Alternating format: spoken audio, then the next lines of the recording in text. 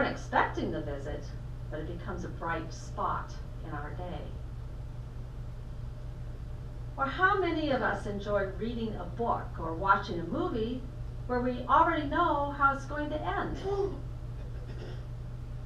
We like a plot that has a twist in it, one that keeps us guessing what's going to happen.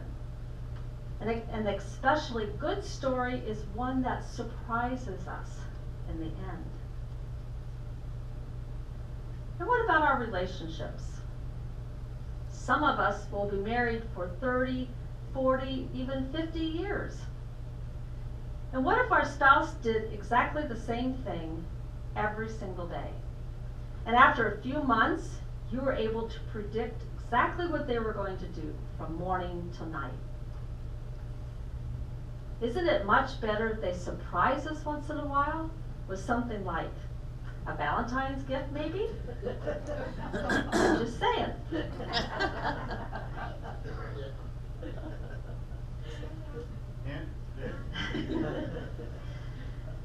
John Ortberg says in his book, Faith and Doubt, we all think we want certainty, but we don't. What we really want is trust, wisely placed. Trust is better than certainty because it honors the freedom of persons and makes growth possible, an intimacy that certainty alone could never produce. We want the freedom to grow as persons, to mature in our faith, all the while trusting that the other person will love us just the same. There's a story in the Gospel of John about a man that Jesus encounters at a healing pool in Bethsaida.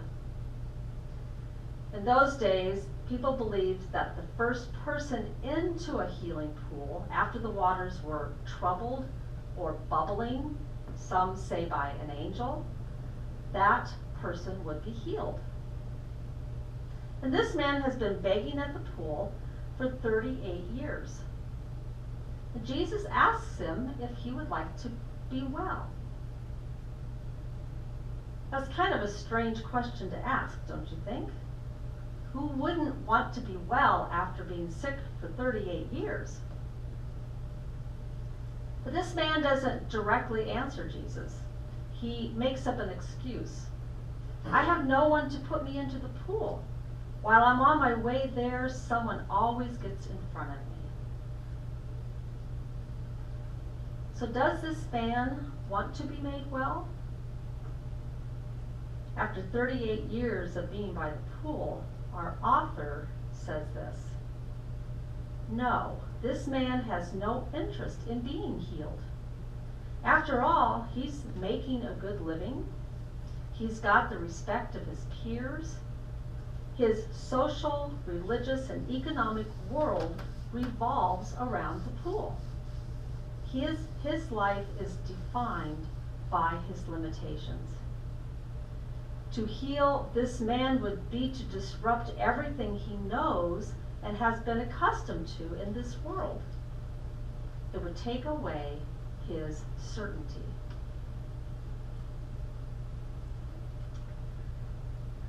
Many years ago, I met a woman named Annie at an Al-Anon group.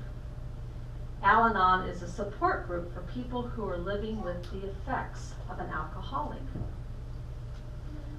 Now, most of the time, the only reason a person comes to Al-Anon is because they are desperate to find a way to get their loved one to quit drinking. They come as a last resort because they have exhausted all of their human efforts and they are at the end of their rope. Well, Annie was desperate, and she was angry. She was angry that her husband's alcoholism had made their family life very unpredictable and miserable for years. And she was angry that she had to come to some stupid meeting to figure out what to do with him. And she was even more angry when she found out that Al-Anon doesn't teach anyone how to get their loved ones to quit drinking. She learned that it wasn't her job, and it wasn't even possible to change her husband. The only one she could change was herself. Now at the beginning, Annie would spit and sputter at every meeting. Why was she always the one who had to change? Why didn't he ever have to do anything to make her life better? She was certain that if he would just listen to her and do what she wanted, she would finally have the loving family she always wanted. And this is something she had firmly believed for over 20 years. But even though she griped and grumbled a lot, she kept coming back. And eventually, through the group's love and support, she made the decision to let God into her heart. She decided to accept the healing God was offering to her.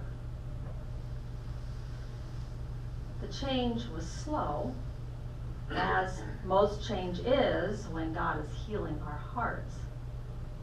But it was so amazing to watch. Not only was she more pleasant at our meetings, even her physical appearance changed.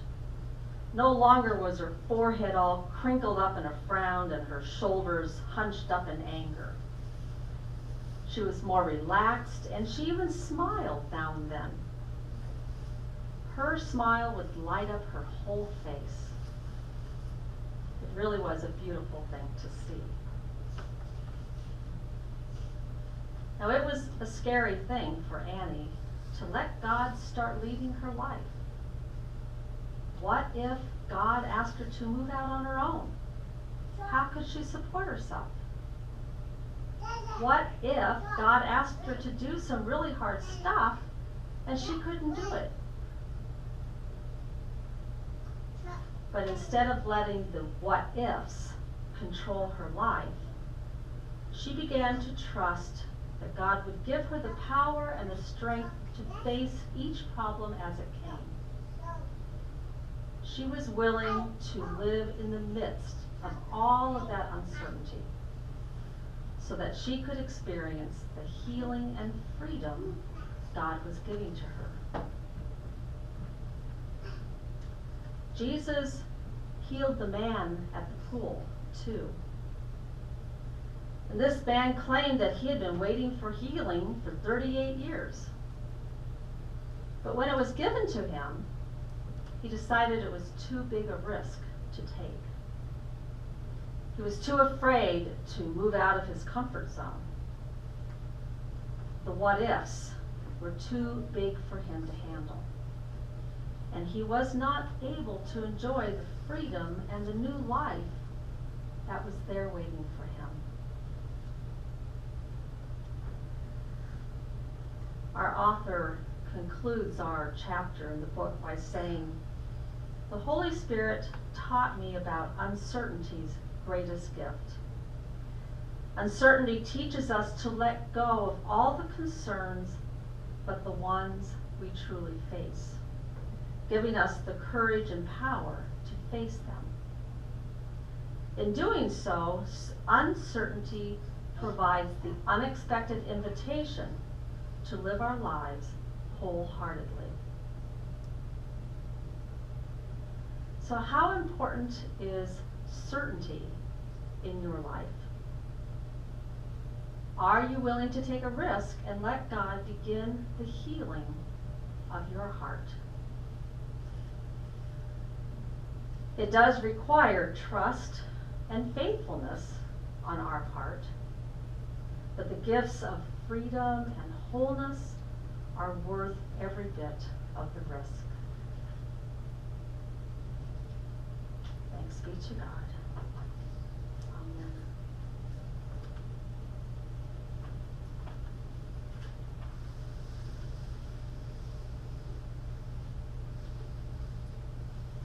Each week during the season of Lent, we're going to take some time to reflect, accompanied by some music. So this week, you're invited to write something you are uncertain of or worried about on the slip of paper that you have in your bulletin. Write something you are uncertain of or worried about on your little slip of paper. And then when you're ready, come to either the front here or there's a bowl in the back of water. Drop your paper in the water and there's something there to stir it up with. And watch it dissolve. A sign that our uncertainty is met by trust in God's presence. A true gift of the dark wood.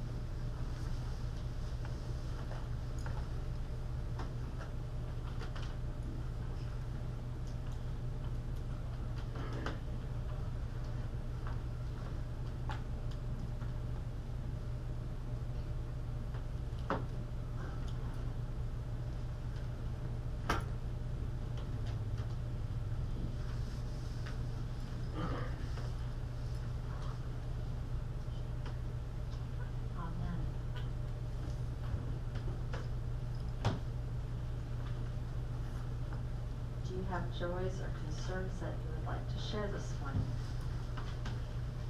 Bill is going to have hernia